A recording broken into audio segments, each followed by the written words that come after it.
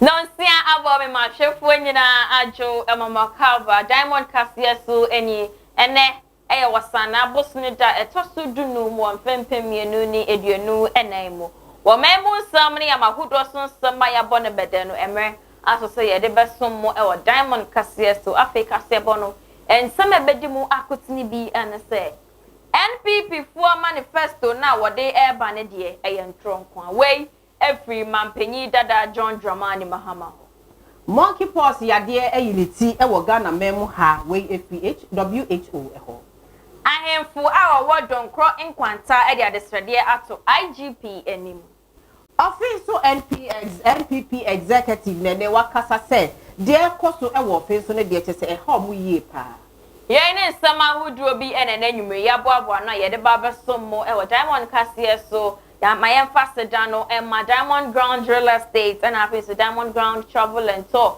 Diamond Ground Real Estate se fasika kuma bi ebeji asase umpe we na upeden upe Diamond Ground Travel and Tour so wa mo se chese akwenya abeda kwa mo bibi oropeso ti kwan ekwa brochire ekoye adwuma enum tenentempara so no hwehwe wo na cha kwan e wala pass Tabora number 5 wa mo ne Diamond TV ene wo dan kronemo I said that fabrics and so efrefre was say wo pe fabric catches the efo na efem ko ade a wonya ne baby ase that fabric. Before me sha kwan e wo new Makola shopping mall inside honoma I omene Methodist book depot any division mo goro honum na de fabric efe na efe. Afen so no Ben Light Enterprise I was say kanka ni papa efie was so pesa was spec you kan na ye fe na dimudia na Ben Light aye wo last stop wo pe Ben Light chop and one crying aboso kind City Light Junction Golden Touch Center and so efrefre was say when nim pimples e gugu na so obani adade etete opadea ene bomodia na bra na kache na wontimi ensese wanim enfama hwe na cha kwan e wo new Makola shopping mall inside the one be Golden Touch wo ho no sese kama afen so na ye de asedan so ebe ma Hajiasley Empire se wow we die aye bibie aye we se basa wasre nkubia ma we die aye bibie wo ho dia waseka wakoma to ye ehu hia se obema supplement akodo obema ehu hia se obema seminar so obema bibi biere bema we die no aye febia no kopie mu e wo Hajiasley Empire so ye dia wo behwe ama wo kama na bibi biara akoyi edi ama enyume kwai adaroma ene na nyume wo mu ebo ye chidon papa ye de ye Diamond Kasia ebesom akenkan fo aye me ma osiponya mini aba afia frempoma afa ye bedane ye ho aba ye ba ye de kasebo ni ntwemu ebetos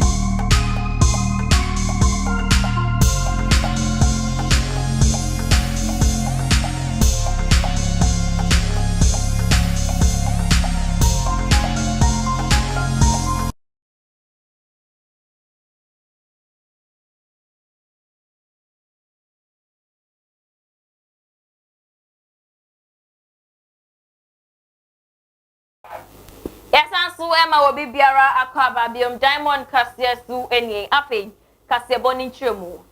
Kani mampenyi a wasanso eto franka edema NDC amanyoko no John Dramani Mahama etra NPP amanyoko no manifesto obabe pa ho ntoma no eya de eye document a entronkwa e na hyemuma wode sansem wey atudwa e wo framantem wo abra wode ne campaign aprobo ekopie mu e wo ho ne krakra mu e na wode tudwa se manifesto na ye ba be pa ho entoma wasana boso ne da etoso du woche won fempe mienu ni eduonu enan mu eyade a bosha wontumi indi sonkoa ene wo mu. They are launching their manifesto. They did their manifesto in 2016 and then they did in 2020. It's always full of lies and promises. So on 18th, they will launch the manifesto of lies and tell you, we're coming to do this for you, we're coming to do this for you. But they say, first fool, second fool, who is the third fool? The third fool is the real fool. In 2016, the same manifesto they came and deceived us with.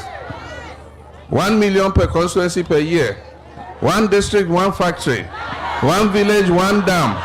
1 child, 1 egg. 1 child, 1 chocolate. Okata alakpai. Alakpatowo.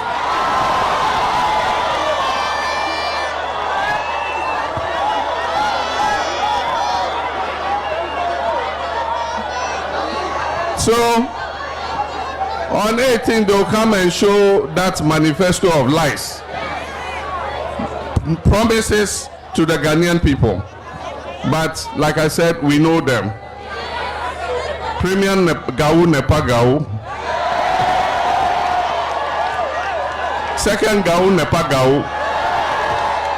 Third Gau Proper Gau.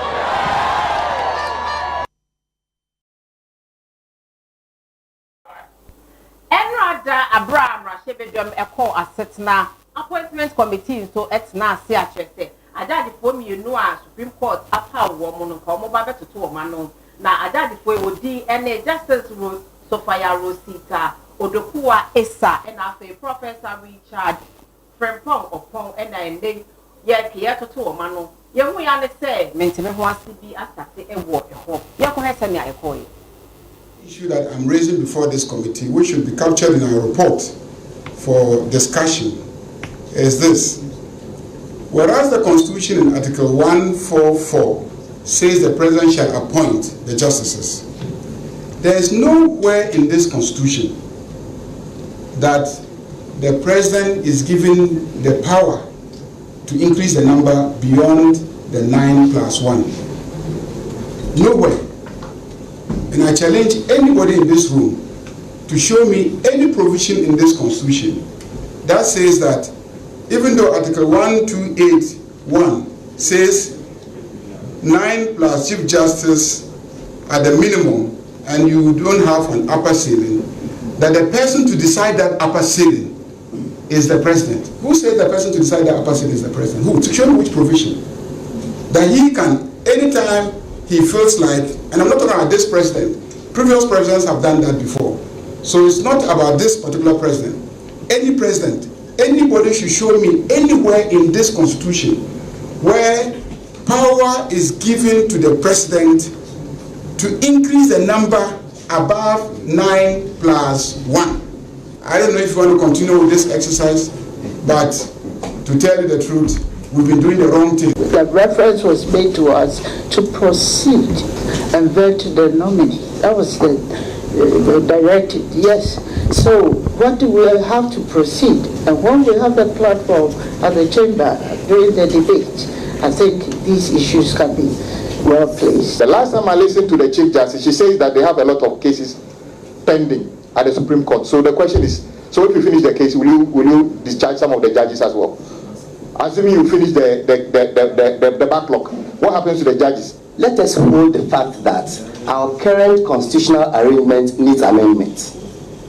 If we hold that view, then we can move on. But for us to state it when it suits us, then we state it. When it doesn't, then we say no. Please. You have not entertained a report. So if it is the case that I want to come by a proper motion for us to take a decision on this, then we should take a decision. But even that would be wrong. Madam Chair, that would be wrong. Why? No. Parliament cannot be stopped from performing its statutory duties. And one of our statutory duties, as an extension of Parliament, an appointment committee to consider nomination from His Excellency the President. What are we doing? We are only to vet and to report to plenary for a decision to be taken. We are not determining whether we are going to take a matter under certificate of agency, which will be determined by a committee. No. So there's nothing wrong if Honorable Abayaga is making a request. Ask the minority, move a motion. So allow him move his motion. You must respect. She can. No, it's not. The speaker, the chairperson can rule, and her ruling is that. No. Would you listen to me? Her ruling is. Why should we listen to you? It's a constitutional Why should we matter. listen to you? No, why shouldn't you? When you don't want it's to a constitutional matter that has to be interpreted by the appropriate forum. We do not have the mandate. We do not have the mandate. No. She has ruled that we proceed, and then we prepare a report, and the dissenting views will be captured in the report. That's what it is. Why don't you listen to me? Madam Chair. I said, let me say it. Please. You said, please, let me listen to me. Madam Chair. Madam Chair. Madam Chair, you are the one in the chair. You have obligation. You have obligation to use the standing order to do the right thing. I am telling you, if you fail to do the right thing, if you degenerate, so protect the standing orders of the Constitution. Do the right thing. Electoral Commission Abonkaye say, "What the for Ababontia, what they a voters exhibition exercise no." Eya dia exercise no ebesha sie wasana bosuneda etosu eduonu na won ede aba ewieye wasana bosuneda etosu eduonu enson won fempem mienu ne eduonu enan mu kwankyerefo ede ma training no Dr. Sarabo Kweko ene de atudwa se tetesimemufo wo oman mu nyina no wo hye won kran se won bo won homoden na kyese won tumi fa wo ho enhye dwumadie ne mu exhibition ni kyese edina atwere ni na from 2020 to date no ye de call your police stations no no be akohwe baby auto number send the din wo mfun so wo so also be different my year from na when we say police station then na you from 20th of August this month and your brother be occupying now to be 27th of August ndo do be yen say obakọ baby a do to about trouble no na wo do card akọ wo do card kwa wonya duru ho na o ma be da kan na ama ba okada ire so mpa o de ko ukogodu ho a o mahwama na o se okada ire eno ma mo bre eno be che kakra o se afu na nko hwedin no ba o okada de a na ma no betuma ma hu ntamne de ayama ana wona mkaze ukodu ho a 1 ba bia hu udin no e ho na 7 December ba kwakoto waba 2 e hwe udin no o parents no bibia e correct mfonso ho a bisa o mayama 3 unmo bia akotwe ni din a wonyanya dabre no nyanya mfedu nwotwe anasa wonya Ghana ni hoda bako no akoche say din we mini no onya na mfedu nwotwe anasa wonya Ghana ni na yefim anasa hu nipa bi ana hu bi ya twedi wa free mu a resa ni yefo atiasefo onya wufo ndo bi wa free bia no so betuma akọ wabo na koyi din na free na nipa dodo say na beto abawo police station wo no eno so ina ebechide ndi wa uchu din 2020 2023 2024 elementary station 24 more pipe nyina no edin abako ana wa wuzu wa chu odim na abo ba akodo odin bako multiple list no kede odin ni men race animo ndi wa nyina so bi say man ba sa no a eso ba kirem na yakwese bia ebetuma ye fruit abarese animo a ana obi challenge o anase se be ye ka so bi afrim e bia yen sa na tie na mfo so na ba ya eso ba chibako deception citizen mu no wa chere na use edin so afum aba de bia no bi bia 18 including edakura mpo na ye bato aba no in the rest I need to be say be indifferently yanti ase biam say bi na say be exhibition it is a workers out was a better exhibition but say yeah reason we are ma part for no provisional register and say exhibition we say ya ba mo final register. And someone was say NPP amanyoko no ene de nkrofo ache aban ensase afa ene aban so aba be kasa say check say ensase na nya dia NPP for ena afa ache afa ma omo ho na emu ene Ghana for e ba be hunu aban ensase se na ebe ya ebetimi aboa yen. Public lands of our country are safe and government is working to protect them while ensuring their judicious use. What is our ultimate and overarching consideration is always the public interest. The people who sold some of our public lands, which has resulted in some misunderstanding and litigation with some public institutions, have had a temerity to turn around to accuse this government of the very acts they perpetuated. Fortunately, the records are still intact, and we know who sold these lands, which have been repackaged as evidence of state capture.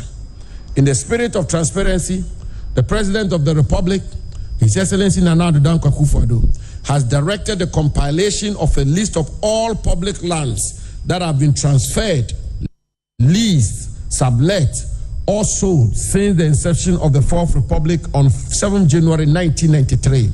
A dedicated team of men and women at the Lands Commission are working to put together this list, the details of which will be made public once the exercise is complete, and the Ghanaian people will have the opportunity to scrutinize this list and come and make conclusions for themselves. Let me hasten to add that the grant of public lands for development in and of itself is not necessarily wrong. As population grows with competing needs for land, it becomes necessary to change the use of some of these lands to meet the developmental needs of the nation.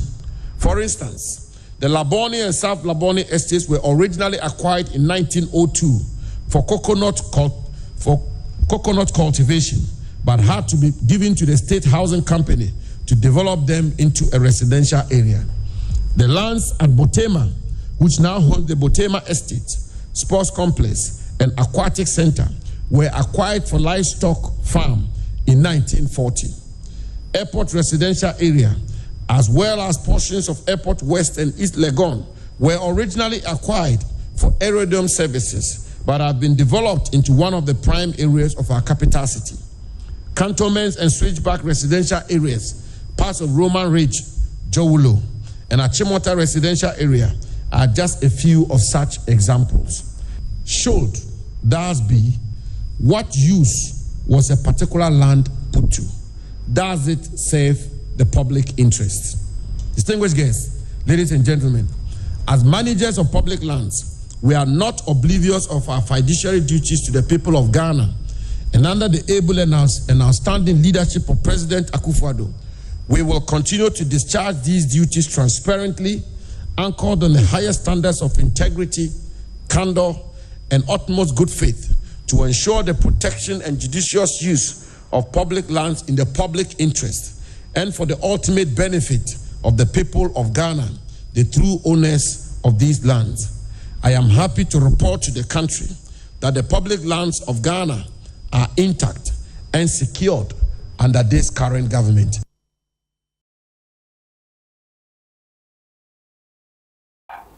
Yet to our Kasia Bono Sudia, not the National Council for Curriculum and Assessment, I Trinity, I said Naka, at the curriculum for Abba, Chese, no Eba Bua, minor, Sanya Beya, Imebunu Awa, or Minu Ebehum Faso, dear I, whom we say Yanka Saya Doya Mine, Professor John Fletcher, at the Abasobody Emma curriculum. The entire curriculum is built on values because I think students go to school to learn, but then the idea is that when they're out of school, they'll be able to use what they've learned in school, in adult life, and also in the world of work. And so the entire curriculum is based on these values. We believe strongly that because the curriculum has been built on values, the expectation is that the values that we are not exhibiting, or students are not, or youth are not exhibiting, now will be through the curriculum be exhibited. Because if you have a curriculum which is paying attention or promoting values such as truth, integrity, diversity, equity, and so on, the teaching itself will be built in that way, because the pedagogy, the way the teacher is going to use the methods to teach, and also the assessment will also capture this. So we believe strongly that since all of us have come together, teachers, learners, stakeholders have come together to develop this curriculum, we'll make sure that the students are given the right environment and are exposed to trained teachers. For a long time now, we have focused on the digitalization drive, and we are interested in teaching them computer skills and all that. But we noticed that when they go out, they lack some of the values we learned while we were in school: respect, tolerance, and discipline, integrity, and they see those things as not necessary. They are so excited about the phones and the, surfing the internet and all that. And we feel so sad that they are not learning the values, because then with all the skills, if you are able to secure a job and you lack values of integrity, discipline, and the rest, you may lose your job. Corruption cuts across the social fiber, and what we see at the national level is a reflection of we ourselves as citizens. I always used to tell people that, look, most people shout about corruption, sometimes not because they don't even like it, but maybe because they are not benefiting at that point in time. But until we untap the hidden wealth, integrity, how do we put integrity on the four burner? How do we put trust on the four burner? But most importantly, how do we honor the invisible people? Because most often we don't have any award systems to honor integrity. We don't even have any award systems to honor someone who has been honorable. How does society see them even when they retire? You put it in a mass wealth. And because in our local parlance, they tell you, what does it really mean? What does it mean? So really sometimes even our culture itself is for the corruption. Then how to be free. Basic things like this.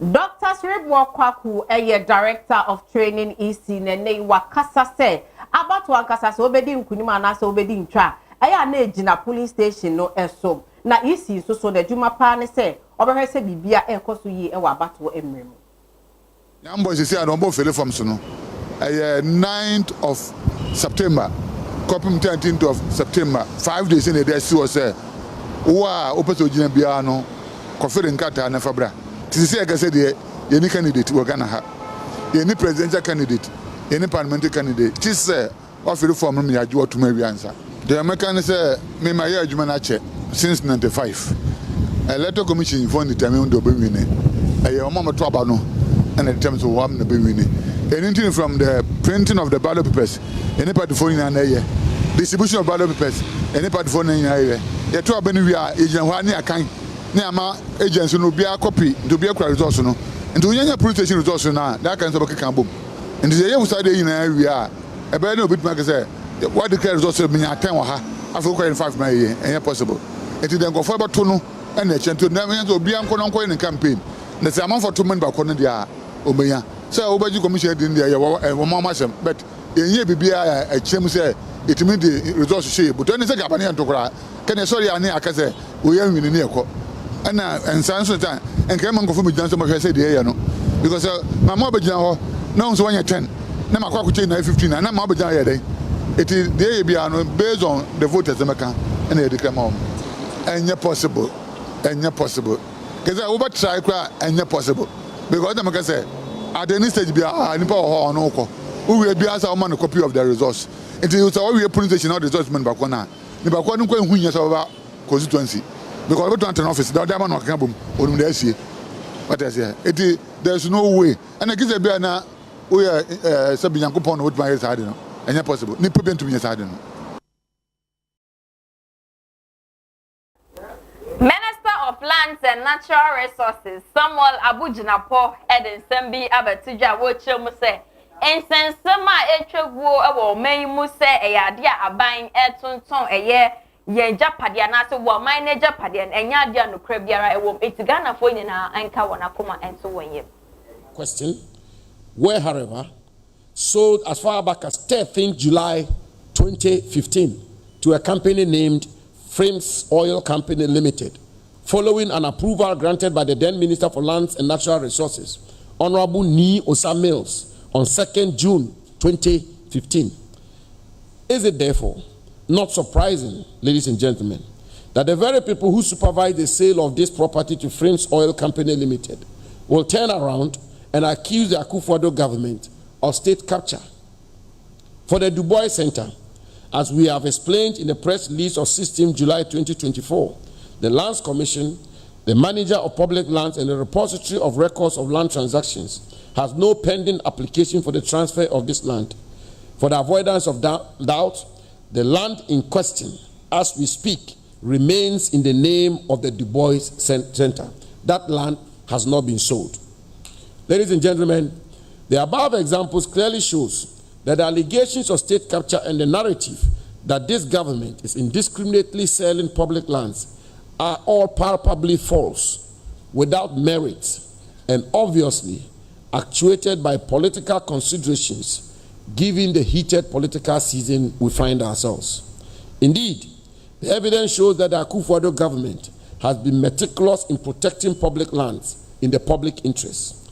On 17 August 2021, with the approval of the President of the Republic, a policy directive was issued to the Lands Commission pursuant to Article 2582 of the National Constitution to, and I quote, refer all transactions relating to the grant of any interest in public lands to the office of the Minister for prior approval, end quote.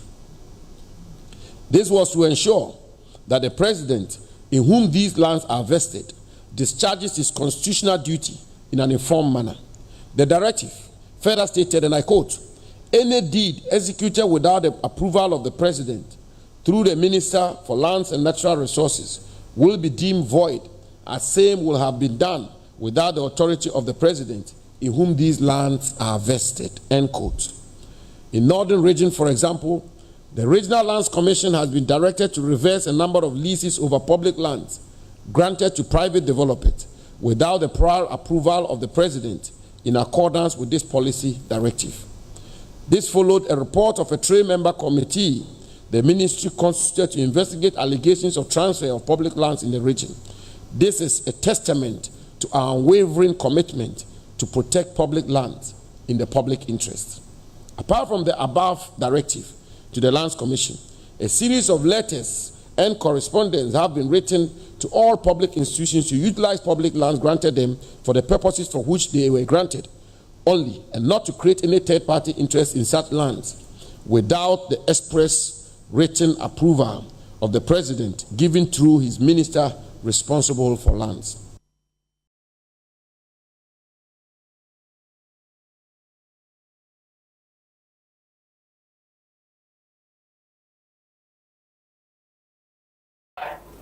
Office North Executive Emma NPP Amanyo Kuono NNA Wakasa say woman in J Ekwanya parliamentary candidate Dr. Fred Che Asamwa Edi Omo Efa Sokram Wakoso Echiemu say wano ene nkrofo SADC ni dimpa ye enti ebe ya wo mu enjai party panifo nyina kasa say Dr. Fred Che Asamwa ye di kan no wanya na dwene sese de ye kan no wo pe MPP no candidate na di se parliamentary candidate ni nyina ne say ene ensan so obetena ase ni anoma so biabia no wonenam na party panimfo na all say constituency executives e kire wo mo say constituency executives ye ni yewura nti ya wo ye officer of MP ene yewura DC ye ne omo pese omutu no ya chairman e hyase say bia busumi na aka ye mane medi DC na ono betuma bo afa chairman e winya kunya no onye ready the same ni say dey kan ono na shark skirt and brass ase wo officer of 2020 a free say oba offensive of hey and obete skirt and brass ko ya mrantie ye ne omugina mo mo se omo ye yutu omo a na die nu omo ye panifo a na omo da offensive of skirt and brass ko anim eno ana ali di mo ne ama atankrofo asomo a skirt and brass aba offensive eno nti ya kan chira party panifo nyina say so bi o na say skirt and brass bo abo no a fecha sambo die hu pa ne say now, NDC parliamentary candidate who are person of one, only for just some way.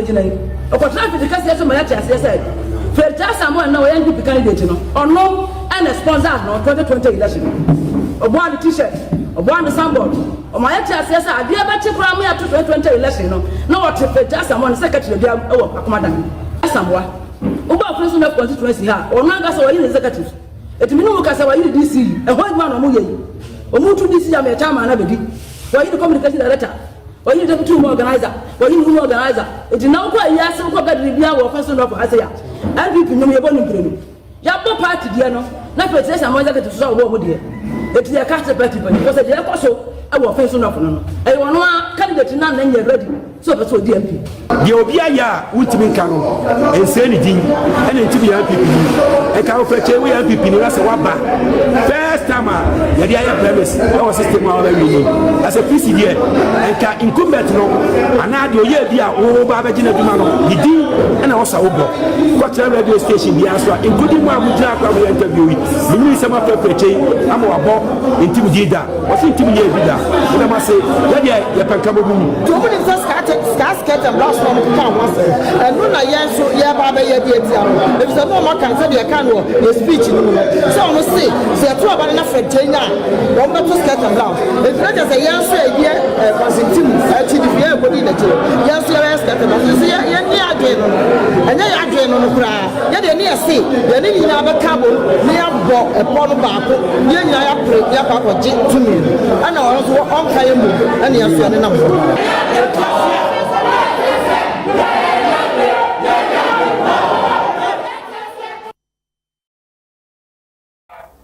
Ebusia for ye ba home kase bo no so wakwaje aboafo nkratso ye ba ye beto aso.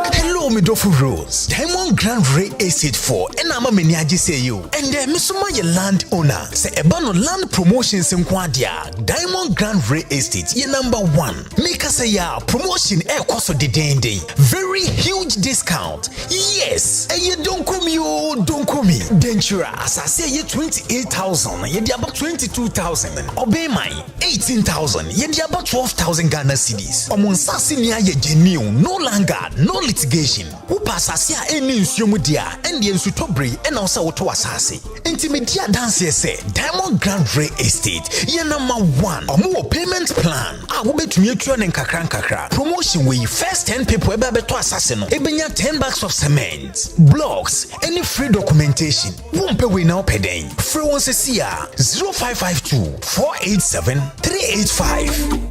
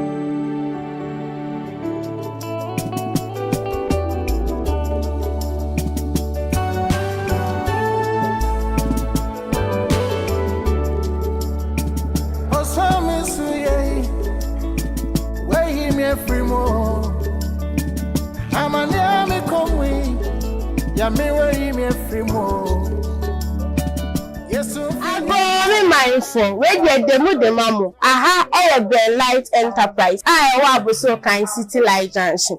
In no maybe I do Mujuma air tail light.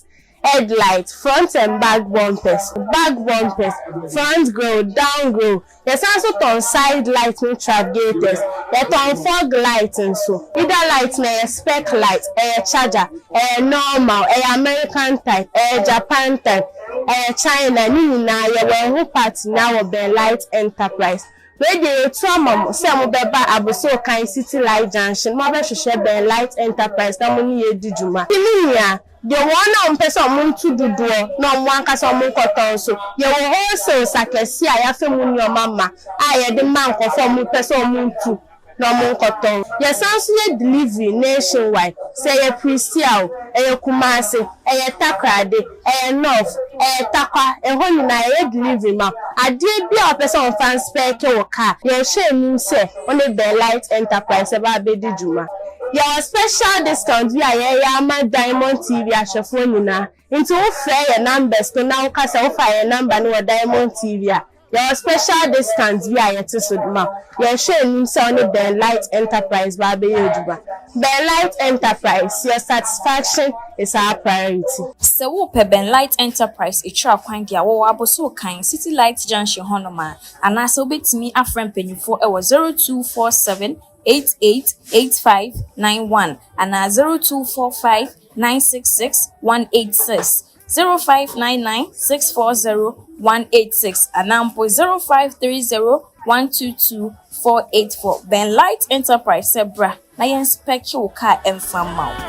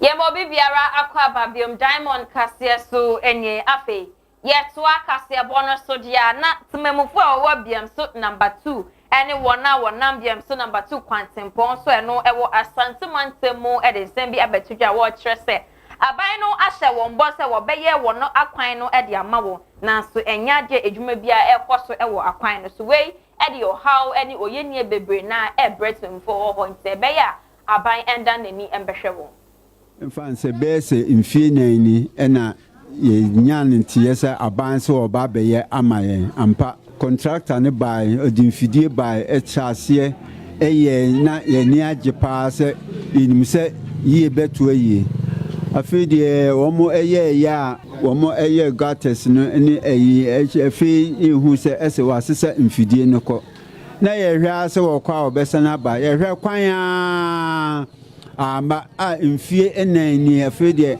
ekwa ni nsuo tototo ya eyi bonka afede ekwa aye how kase pa edi amaye nti ye ne ye stress na nado na dawruma se omo emomodini emra megusu kotar emfamaye ye dua no ba ye bode banchi eburo ene mo enam se kwa ne nyinti kanti me ha emefa ne ma no ti se ye no ba ye ne ba ye nyu obi ma meto maye obi so yare a ye ntimi nya ka amfane nko ti ensa de ensa eyem ye sena nado sena dawroma won hu emobo wo magua kwan so ma yen no onwu su ko tare ma ne ha obi ato ntwa ma yen so to ayentimi faso kura ye esa ekuafu wo kwan we so esu to a ise ye dikwala ngane to baabi ansa na yetima muna de akofie mbesira mu aban be he kwan ye maye driver for say amane a ye fam ne bra ye bre no enya asam ketwa ukọ baako mienu miensa desa car no de call maintenance na afi unya sika kra na ade abaako homa ekwan ne nyenyen de esra adofo aban omaboa yen ye kwa atete apansam yopo masa utokoba eni na wotwe mienu uto shaft eni na wotwe mienu edebeti na ma say na na say abana na say ye kwan ye nkaga na ho bia na say eti abate ho ye to aba na afere beso ama nipa yakogina se ye ba beto aba ya de ama MPP na say NDC omyehwe de ye kwanya yi besremu adidie omado no omo aye na ya de srede e to aba anim ene se na da woruma o mba mu hunu ye kwan se ne yete te momo aye wo ye kwan no ho cause o paade afiri obi ho a wo boa na so aboa na boa ye boa se mo hwe ye kwan na momo aye ne yeso ye mfe kokurumuti emo amoma ye ntimi mbreki 8 no a ye pese breki no ne ye mbreki. Mr. Desmond Apia eye penia woda ekua ye friend no Clean Air Fund anom na saa ekua ebutaye pa etaye chire ne se ye behome enframa papa ene yo maba bepiem ewo enkran e ba behwe air pollution a chese ekoso ewo nkran anamona yetu ene no se ye the stakeholders ahia na ye bodewuro se enframa no emu na ho fine ewo nkran EPA ye nyuma de census ni bi asi census assisi chrome yanso support projects the census ni bi nso aka ho 65 but enye enough I was see it a good network of census data na Breathe Accra project abey boying because I release resources assembly state and new year jumano almost a political commitment from leadership say almost near be jumetu sa na mono na ye to ebini capacity development ye ma assemblies no ebini engagement ye for other civil society organizations where and a BM you see build the grassroots organizations no mu who the quality of the air now we are exposed to say ye nim quality of air now ye breathing now no be kanyan em say anamon bi we ni see etu. For instance, no cre ebia wo baller problem wo ho. Enso ye hye baller no a ewusie na eba na nhunya nsusuaso. One e wo ye so. Ansana esa travel uze wusie ni efin ni ade no e wo mframa mu no. E travel nti ebi oduma wo de officer wo ye okay. Enso na nsusuaso e ko obi so. Asthma, yare, lung diseases ni ade e koso. Nyina no. Ni nyina e koso. Ye hu se ebi wenye ball anko cars no so I use no maintenance lack of maintenance ne ade ubedi cars echi ubohu se tutu ne basa ne nyina na won so so because ye home koye mu a enya so so so the air can say ye hu say air pollution enye empenyumfo epe na affect obia because obia te community no including empenyumfo including enkola including nkofo mo the friend comorbidities say bi owo hypertension diabetes owo no na heart problem issues no mu nyina wo community mo na afa ye hu say because omo ye enkola no omo lungs no enche den develop yi na afa particulate matter niama eye pollutant enwo ewo say ekonipa mu na akomumu na contaminate omo lung function as aniama nti ehu se enkola na omu nyinyi ye na adaache omu ba be ye mpenyumfo anka omu betumi ahwe niama so amaye no afi ade air pollution e affect omu kankole ompenyi ebe so se 30 no na nipa nenya asthma nipa no enya lung cancer na sa aniama nti wo se ye ma ye ni ekọ enkola ne ho nti se bia maame wo fie na wo hye ama we chakula e wo so hu se fumes na e ba no e betumi apra oba no lungs.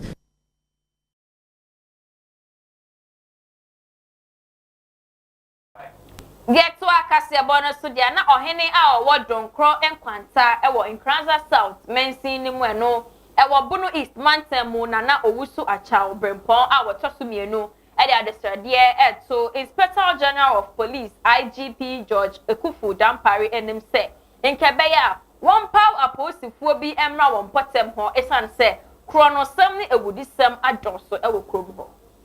Your challenges be as a chief no me dakora me.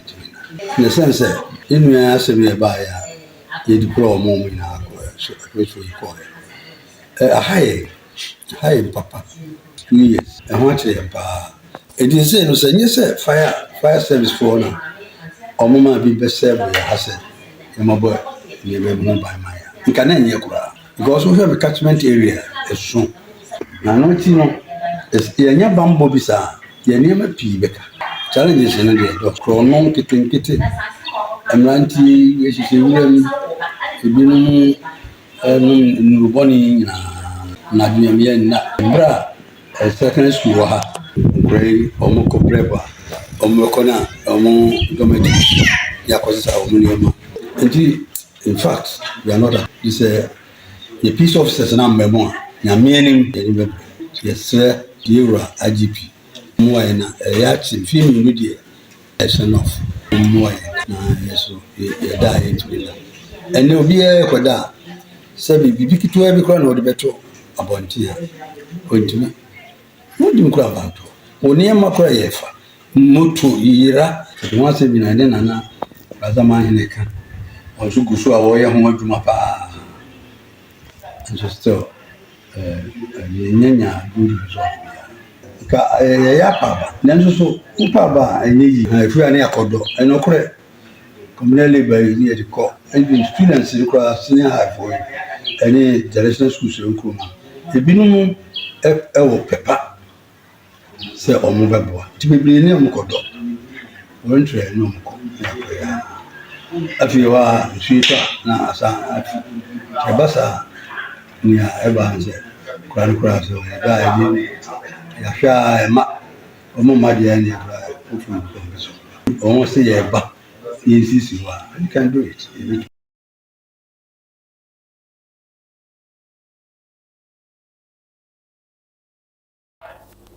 World Health Organization and then what they are to just say, the full unity, and my Ghana. Mpox and I say monkeypox virus. Nasaya day I can nipa 450. Of course, so HM say, yes, we are who you know who you send a idea no intimi and kind. Today, the emergency committee met and advised me that, in its view, the situation constitutes a public health emergency of international concern. I have accepted that advice. The detection and rapid spread of a new clade of Mpox in eastern DRC, its detection in neighboring countries that had not previously reported Mpox, and the potential for further spread within Africa and beyond is very worrying. In addition to other outbreaks of other clades of Mpox in other parts of Africa, it's clear that a coordinated international response is essential to stop these outbreaks and save lives.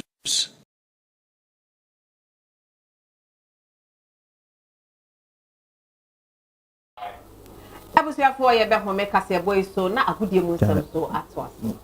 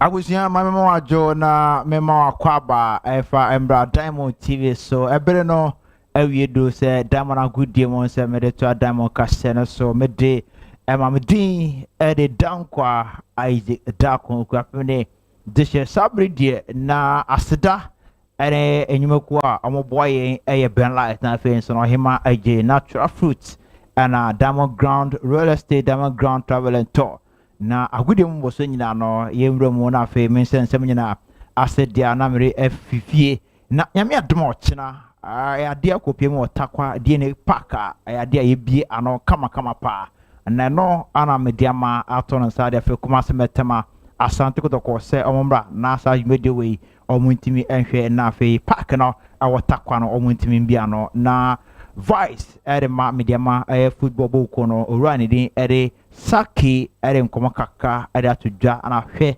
senior stadium no nyama nyina omatoto nya kama party sampa nyame adoma otena ade adwumadu yi ba so mediama against boko ani din kuma se metema asante kotoko that's pa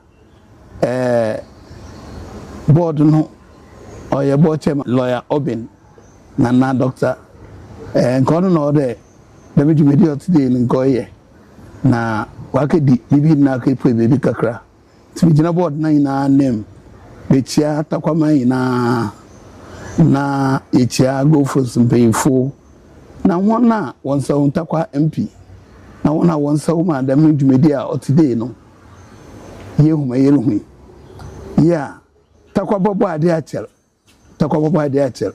go safa Ghana National GMC wafaha takwa RQ wafaha na medie ma waha multi day no we pay mrepape mu a medie ma na ode hene say bisa dema na chere enije kese na waba mangasa makumem na waba medie ma akumem na waba takwa man akumem yeda akun fo asepa yeda yefiwe no na ebeja akumpak da yakumado yehwe kwapo de mpa ye bododo mu ebete no na go first what once aka akono so no so we peja na chata kwa yenya stadiums too a ye use akon with my bande yarba ho woso ba oye takwa we so yem akonfu so ye wode akomapa dem akomapa no wo fa beta ye na chiri so ha obi biara ye yemu na akonde ye were firi hoda woda mediema akoma ho takwa man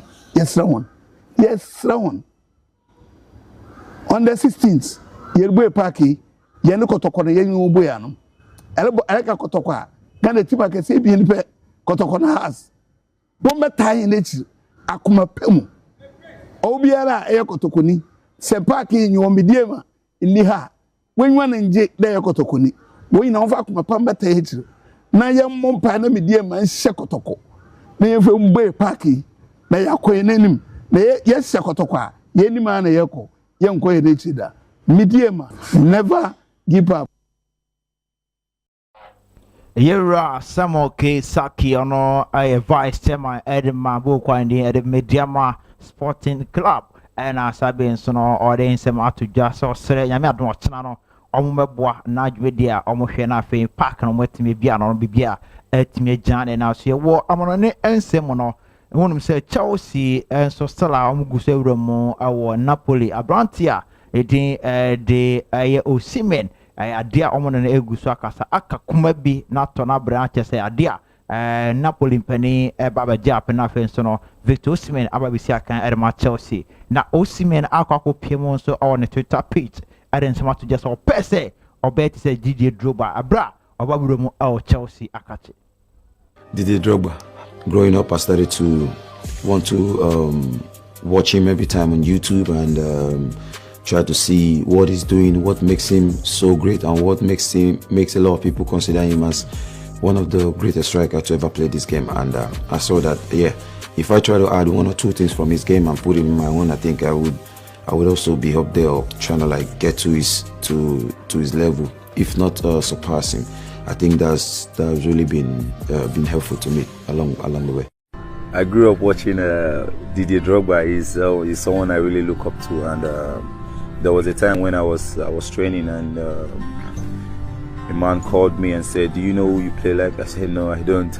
He told me to go to YouTube to watch DJ Drogba, and that was when I fell in love with the kind of player he is and the kind of man he is. And of course, since then, watching DJ Drogba has really added a lot to my game, has really helping me out to today.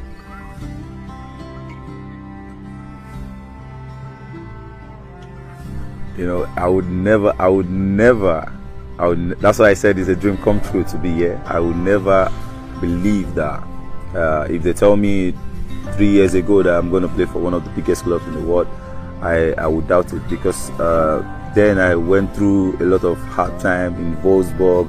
I was rejected by 2 clubs in Belgium, and finally I was signed by Charleroi, and it was really, I was just going through some kind of stressful life. 3 years ago, if someone say that you're going to sign for Napoli, I would say I don't think that's kind of like impossible dream, but I think everything is possible. I kept on working out, I kept on doing my thing, and of course, yeah, I am. So I said it's a dream come true, and I'm really grateful for life. Didier Drogba.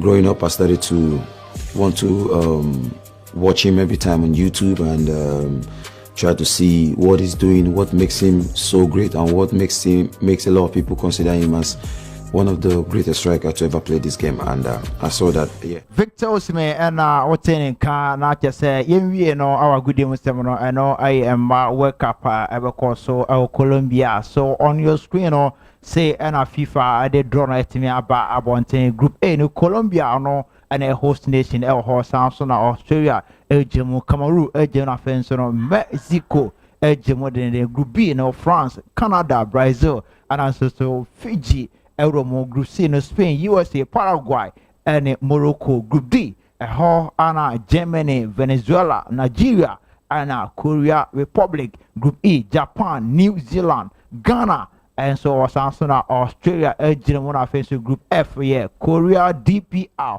Argentina Costa Rica and Fenson Netherlands we Sabin so Women's World Cup eba so Colombia draw timi aba na ene ana yese aya Euro League no ase eno Spain La Liga na make us no adia bobo kwani di enso the Athletic Club ana face no Getafe timi eromo ho na omatimi abodro make us no 90 minutes no bibia aso and Getafe enso ne Athletic Club timi abobo ni nyina timi awie na 7:30 ya no Rebetis and our friends who quite a journal and super hot anti producer young quite him na fee men sorry you made so na miniambano and fa Cassina and so and fa and call a wee medin at the dankwa Isaac Dako.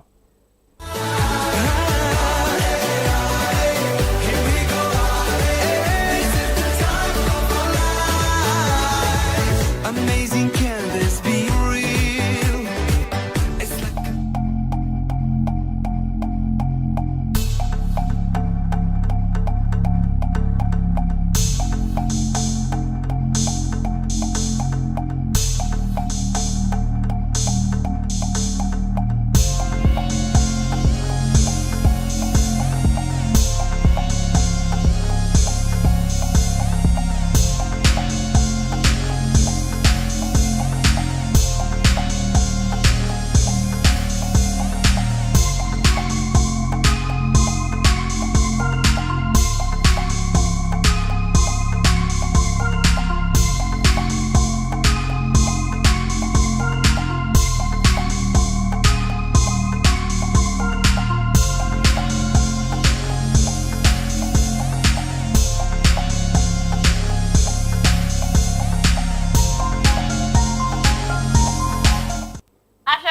Samo bibiara akwaba biom Diamond Kasia su enye na aha ene brebe maye kwan na ye de kasebo ni nyina eba na wieye ansa ne ye be kon ma yem fasida emma Diamond Ground Real Estate and happen to Diamond Ground Traveling so Aseda Fabrics and Golden Touch Beauty Center Ben Light Enterprise and happen so Hajia Slay Empire it answer womo and a boy chidon papa and then you may ye de kasebo ebe so mo akenkan for ayeme ma o se ponya meni aba efia frempoma yakra mo